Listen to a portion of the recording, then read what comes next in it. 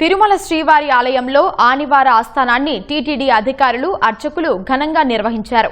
ముందుగా ఆలయంలో ఘంటా మండపం వద్ద ఉభయ దేవేరులతో సర్వభూపాల వాహనంపై మలయప్ప స్వామి వేంచేపు చేశారు. మరో పల్లకిలో సర్వసైనాధ్యక్షుడు విశ్వక్సేనులు వచ్చారు. దక్షిణ అభిముఖంగా వేంచేపు చేశారు. ఉత్సవమూర్తులతో పాటు మూల విరాట్కు ప్రత్యేక పూజలను అర్చకులు నిర్వహించారు. బేడి ఆంజనేయ స్వామి ఆలయం నుంచి ఊరేగింపుగా వచ్చి స్వామివారికి పట్టు వస్త్రాలు జీయర్లు సమర్పించారు. తర్వాత అర్చకులు పెద్ద జీఎం గారికి చిన్న జీఎం గారికి టీటీడీ తరఫున ఈవోకి లచ్చన అనుతాలపు చెవిగుత్తిని వరుస క్రమంలో కుడి చేతికి తగిలించారు.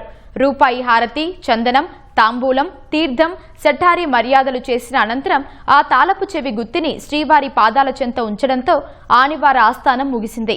సాయంత్రం 6 గంటలకు పుష్పపల్లకి వాహనంపై మలయప్ప స్వామివారు తిరుమాడ వీధుల్లో భక్తులకు దర్శనం ఇవ్వనున్నారు.